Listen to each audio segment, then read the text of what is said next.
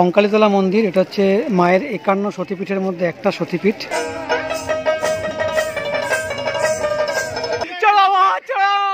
এটা হচ্ছে প্রতীচী অমর্ত্য সেনের বাড়ি আর কৃষি অর্থনীতি গবেষণা কেন্দ্র, যেটার উপর উনি নোবেল পুরস্কার পেয়েছিলেন।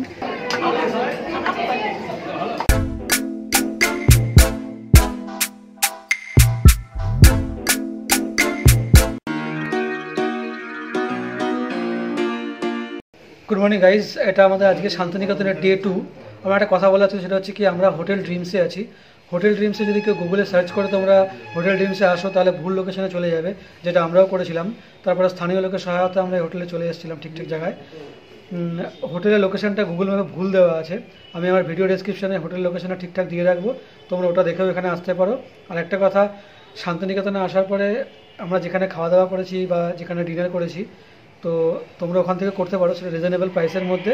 এবং ওই হোটেলের খুবই সামনে, ওটা চিত্রাঙ্গনের কাছাকাছি কৃষ্ণা হোটেল অ্যান্ড রেস্টুরেন্ট, তোমরা ওখান থেকে খাওয়া দাওয়া করতে পারো, যেটা খুবই রিজনেবল প্রাইসের মধ্যে।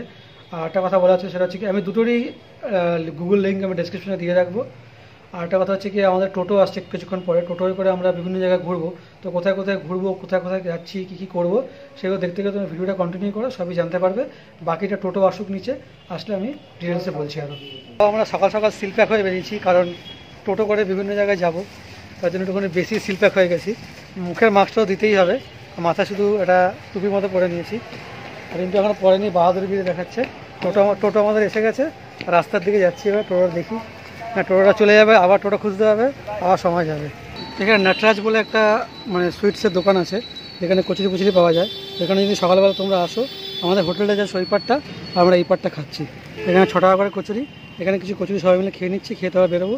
তারপর রাস্তা যদি কিছু পাই নিশ্চয়ই খাবো সেখান থেকে। তো গাইজ, এখন আমরা টোটোয় আছি, আমরা এখন যাচ্ছি কঙ্কালীতলা মন্দিরে। আর এখন এই সময় 9:30 বাজে, এখন এখানে টেম্পারেচার 12 ডিগ্রি। আর রাত্রিবেলা টেম্পারেচার কীরকম ছিল তোমরা বুঝতেই পারছো। এখন আর বেশি কথা না বলে, এখানে প্রচণ্ড হাওয়া দিচ্ছে আর টোটোর আওয়াজ হচ্ছে। কঙ্কালীতলা মন্দিরে গিয়ে কথা বলবো।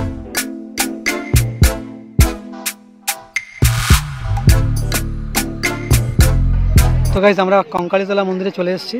ওটা মন্দির প্রাঙ্গণ, আর বাইরে পুরো ছোট ছোট মেলার মতো বিভিন্ন জিনিস, ঠাকুরের জিনিসপত্র বিক্রি হচ্ছে। যেরকম একটা আমাদের কালীঘাট মন্দির বা দক্ষিণেশ্বর মন্দিরের টাইপের, ওইরকমই বাইরে যেরকমটা বসে সাধারণ, সেরকমই বসে আছে। আর মন্দির প্রাঙ্গণ ওটা, যদি আমরা যাই তাহলে দেখাচ্ছি ভেতরটা।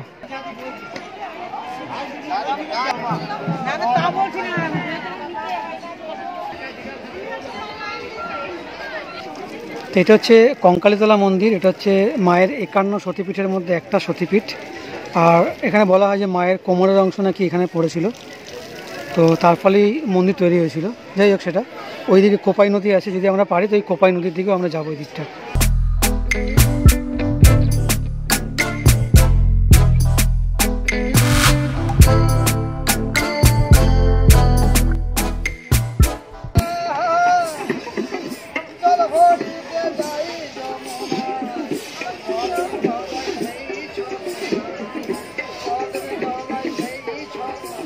এখানে পরিবেশটা একটু অন্যরকমের। এখানে এদিকে মন্দির প্রাঙ্গণ আছে, এদিকে বাউলা বলে সব গান টান করছেন, লোকে ফটো টটো তুলছে। আর এদিকে সম্ভবত বলি দেওয়ার কিছু একটা আছে। এখানে সবাই গিট বাঁধার জন্য থাকে, গাছের মধ্যে গিট বাঁধার এই ব্যাপারটা এখানে আছে। তারপরে মন্দিরের বাইরে সব বিভিন্ন রকম জিনিসপত্র নিয়ে যেটা বসে, যেরকম মেলায় বসে ঠাকুরের মূর্তি টুর্তি নিয়ে মন্দিরের বাইরে বসে, ঠিক সেরকমটাই এখানেও বসেছে। ওই একটা গেট আছে ওইদিকে একটা, ওইখানেও বসেছে। এদিকে একটা গেট আছে, এখানেও দেখছি সব এখানে বসে আছে। এখান থেকেও লোকে ঢুকছে।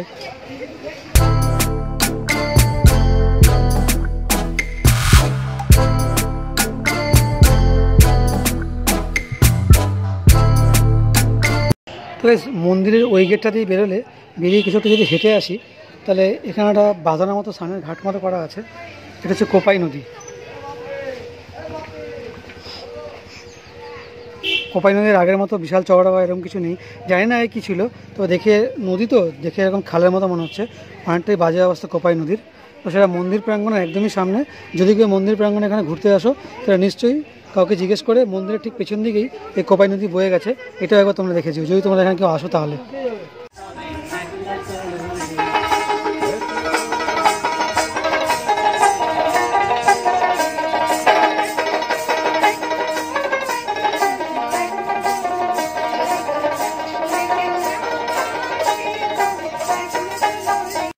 মজা করছিস বল রিন্টু? ভাই খুব মজা করছি ভাই, খুব মজা করছি ভাই। চলো ভাই চলো, আমরা বাউল গান শুনলাম, বুকে আয় ভাই, আমার বুকে আয় ভাই। তোমরা আসবে, আমরা এসে মজা করলাম, তোমরা আসবে যদি কখনো আসো শান্তিনিকেতনে, এসে ঘুরে যাবে আর আমার কথা মনে করবে।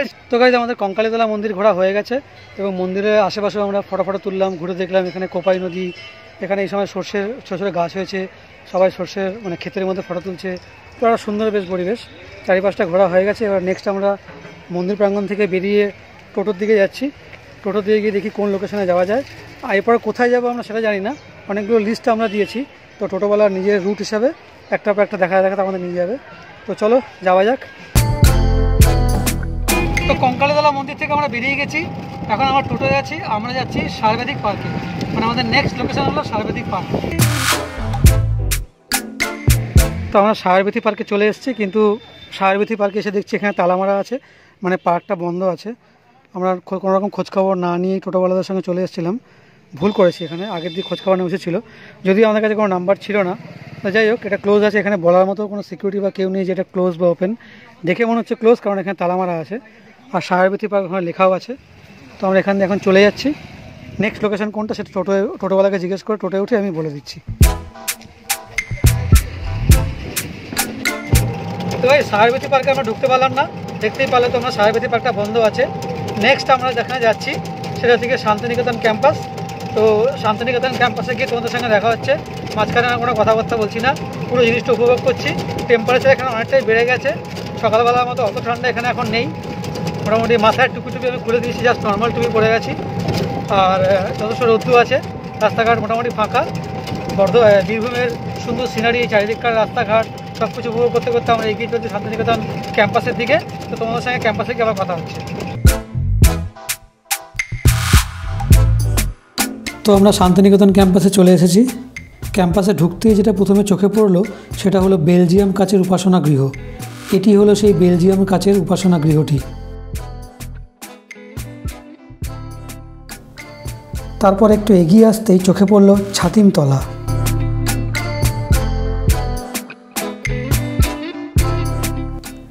ছাতিমতলা ছাড়িয়ে সামনের দিকে কিছু একটু এগোতেই চোখে পড়ল এই শান্তিনিকেতন আশ্রম।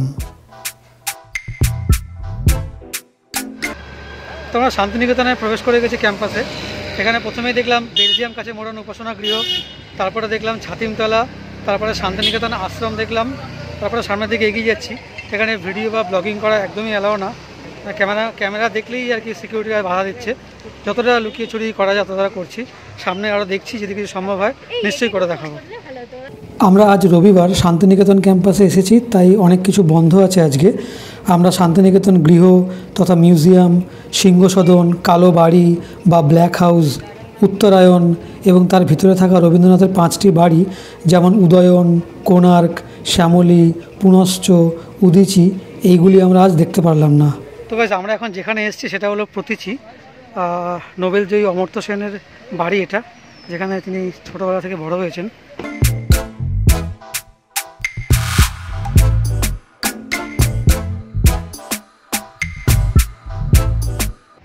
এটা হচ্ছে প্রতীচী অমর্ত্য সেনের বাড়ি। আর ঠিক বাড়ির উল্টো দিকে এখানে কৃষি অর্থনীতি গবেষণা কেন্দ্র, যেটার উপর উনি নোবেল পুরস্কার পেয়েছিলেন।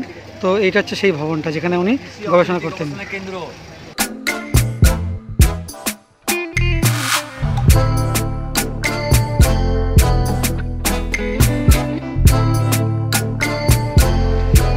তো গাইজ, আমরা এখন চলে এসেছি সৃজনী শিল্পগ্রামে।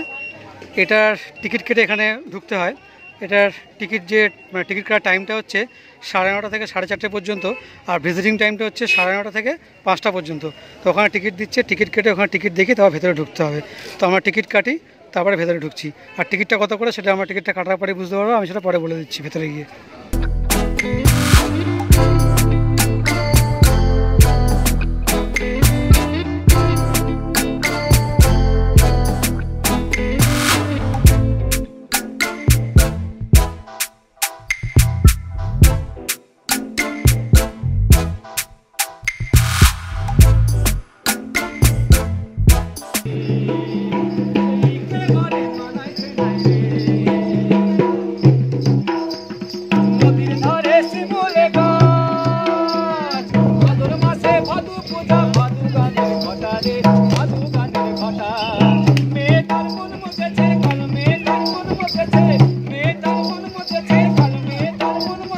তো গাইজ আমরা এখন সৃজনী শিল্পগ্রামের ভেতরে ঢুকেছি। এখানে একটা অন্যরকম পরিবেশ, চারিদিকে বাউলের সঙ্গীত, বাউলরা বিভিন্ন জায়গায় গাছের তলায় বা বিভিন্ন জায়গায় বসে গান করছে, তার সঙ্গে সঙ্গে যারা এখানে ঘুরতে এসছে তাদের সঙ্গে তালে তালে নাচছে। তার বিভিন্ন জায়গায় বিভিন্ন রকম মূর্তির কাজ করা, বিভিন্ন সুন্দর সুন্দর ঘরের যে দেওয়ালগুলো সেখানে কি সুন্দর কাজ করা, একটা আলাদা পরিবেশ। বিভিন্ন জায়গায় আবার কিছু কিছু জিনিসপত্র নিয়ে, যেগুলো খোয়াইয়ের মাঠে বসেছিল সেই সব জিনিসপত্র নিয়ে অনেকে বসেছে। একটা আলাদা রকম পরিবেশ। আমি পুরোটা ভিডিও করছি, ভিডিও করে দেখানোর চেষ্টা করছি। এটা একটা অরিজিনাল মানুষ। প্রথমে আমি হট করে ভেবেছিলাম যে এটা মূর্তি, কিন্তু আসলে এটা অরিজিনাল মানুষ। কিছুক্ষণ আমি আগেই বুঝলাম এটা একটা অরিজিনাল মানুষ। এতক্ষণ ধরে আমার মূর্তি মনে হচ্ছিলো। আমার বন্ধুরা ফটো তুললো, অথচ আমি বুঝতে পারিনি। এখানে যে শিল্পগ্রাম নাম দিয়েছে, গ্রামের মতন এখানে একটা পরিবেশ তৈরি করা হয়েছে এবং গ্রামের প্রত্যেকটা বাড়ির মধ্যে কি সুন্দর সুন্দর করে কাজ করা আছে সব।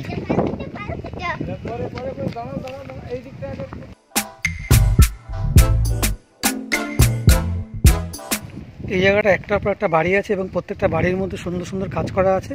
আর ভেতরে কিছু না কিছু কাজ, মানে কিছু না কিছু রাখা আছে যেগুলো দেখার জিনিস। ভেতরে ঢুকতে গেলে চপ্পল খুলে, যেমন এই জায়গাটা, এইটা দেখো, এরকম প্রত্যেকটা ঘরে কিছু না কিছু সুন্দর সুন্দর কাজ করা আছে।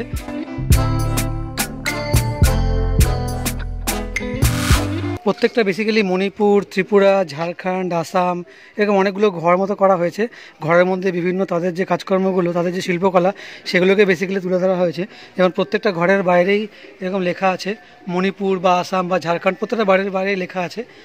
তারপরে ভেতরে ঢুকলে তাদের যে শিল্পকলা বা কাজকর্মগুলো সেগুলো আছে। কিন্তু ঢোকার আগে এখানে জুতো খুলে ঢুকতে হবে। তো যখনই কেউ আসবেন দয়া করে দেখুন, এখানে লেখাও আছে জুতো খুলে প্রবেশ করিবেন। তো গাইজ আমাদের সৃজনী শিল্পগ্রাম ঘোরা হয়ে গেল। এবার আমরা যেটা যাচ্ছি সেটা হচ্ছে কি সুরুল রাজবাড়ি। তো সুরুল রাজবাড়ির পথে আমরা এগিয়ে পড়েছি। সুরুল রাজবাড়ি গিয়ে তোমাদের সাথে কথা হচ্ছে।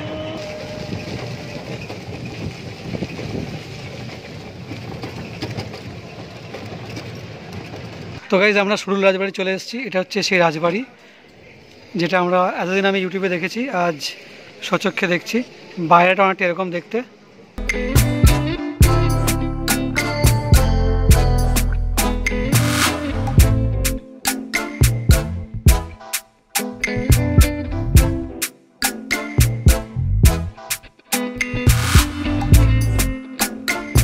তো সুরুল রাজবাড়ির এন্ট্রান্সটা হচ্ছে ওইটা। ভেতরে ঢোকার পর অনেকটা এরকম লাগে। এটা অনেক বড় রাজবাড়ি, অনেক পুরাতন দিনের। তাও রিসেন্টলি মনে রং টং করা হয়েছে, যার জন্য খুব সুন্দর লাগছে। ওই জায়গাটা দুর্গা মন্দির টাইপের বা কোনো মন্দির টাইপের লাগছে, কারণ বাইরে থেকে তালা মারা আর গেট টাইপের দেওয়া আছে।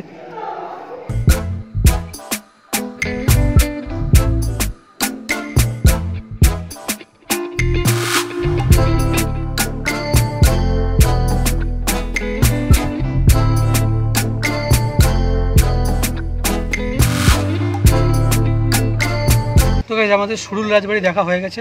এখান থেকে বেরিয়ে এবার আমরা অন্যদিকে যাচ্ছি। নেক্সট লোকেশনটা আমি জানি না কোথায়। নেক্সট লোকেশনটা গিয়ে তোমাদের সঙ্গে কথা বলছি। মাঝখানে এক জায়গায় লাঞ্চ করার আছে আমাদের, এখন লাঞ্চ করে নিই আমরা। মাঝখানে যেখানে লাঞ্চ করবো সেটা তোমাদেরকে বলে দেবো। তারপরে ফাইনাল লোকেশনে যাচ্ছি।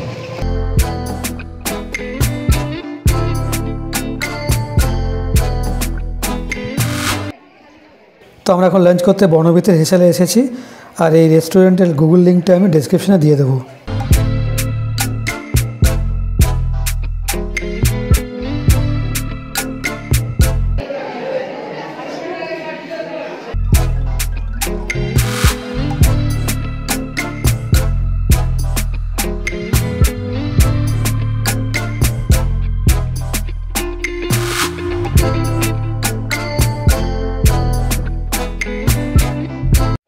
তো গাইজ আমাদের লাঞ্চ হয়ে গেছে। আমরা বনভিতির হেসেলের কাছাকাছি একটা জায়গায় এসেছিলাম। তো যেহেতু দুপুর হয়ে গেছিলো, লাঞ্চ করার টাইম হয়ে গেছিলো, তাই আমরা লাঞ্চটা এখানে সেরে এলাম বনভিতির হেসেলে। তো আমরা এখানে এক থালি নিয়েছিলাম। তো এক থালির মধ্যে কী কী পেলাম সেটা আমার থেকে ভালো শ্রমিক বলতে পারবে। এক থালিটা খুব সুন্দর প্লেট করেছিল ওরা। এক থালির মধ্যে ছিল প্রথম থেকে বলছি, ভাত, ঘি, কুমড়ো ভাজা, শাক ভাজা, সোনামুগ ডাল, মিক্সড ভেজ, পোস্ত আর ডিমের কারি দিয়েছে, 2টো করে ডিমের এতে প্লেটে। তারপর চাটনি, পাপড় অ্যান্ড পায়েস এসব দিয়েছিল। তো খাবার খুব সুন্দর। কত করে প্রাইস পড়ছিল আমাদের? 180 করে সব শুদ্ধ নিয়ে, মানে 180 করে পার হেড, 180 টাকা। ডিমের যদি আমরা এক থালি নিই তাহলে যদি পার হেড, হ্যাঁ ভেজ, যারা ভেজ খাবে 130 টাকা, ডিম হলে ওটা 180 টাকা। আচ্ছা। তো গাইজ আমরা এখন এসেছি আমার কুটিরে। এখানে সব হ্যান্ডমেড জিনিসপত্রগুলো পাওয়া যায়। তো ভেতরে গিয়ে দেখে কী কী হ্যান্ডমেড জিনিসপত্র পাওয়া যায় আর বাড়ির জন্য বা বন্ধুদের জন্য কী নেওয়া যায়।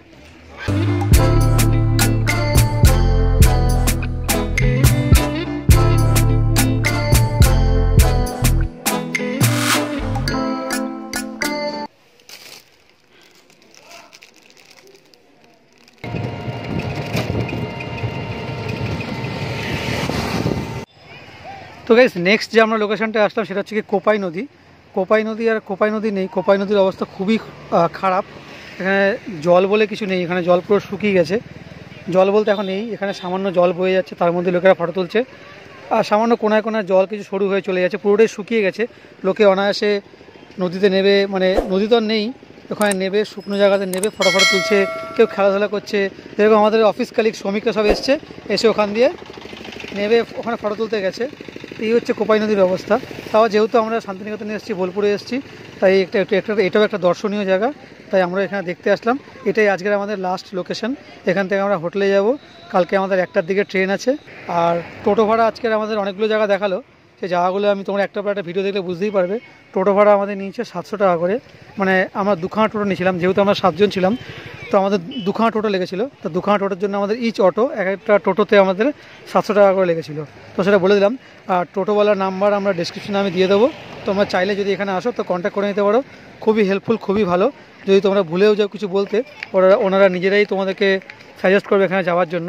আর রেট 700 টাকা করে নিচে অনেকটা রিজনেবল। আমরা অনেক জায়গায় অনেক টোটোওয়ালার সঙ্গে কথা বলেছি, কোনো জায়গায় 1200, কোনো জায়গায় 1000, কিন্তু ওনারা যথেষ্ট কম নিচ্ছে, 700 টাকা পাওয়াই যায় না হয়তো।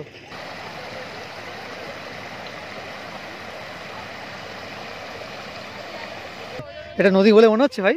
না, নদী বলে মনে হচ্ছে কোনো সাইড থেকে? এটা মাঠ হয়ে গেছে, নদী এখন মাঠ হয়ে গেছে। কিন্তু এই নদী বর্ষাকালে ফুলে ফেপে মানে বিভৎস অবস্থা হয়, এবং এখানকার প্রত্যেক বছর এখানে বন্যা হয় এবং পার্শ্ববর্তী গ্রামকে পুরো ভাসিয়ে দেয়। বর্ষাকালে এখানে প্লাবন হয়, প্রত্যেক বছর হয় এখানে, বিভৎস অবস্থায় বর্ষাকালে। তো আজকের এই দ্বিতীয় দিনের লাস্ট লোকেশন থেকে আমরা হোটেলের দিকে আবার ফিরে যাচ্ছি। কাল সকালে তোমাদের সঙ্গে আবার দেখা হচ্ছে। তো আজকের মতো টাটা।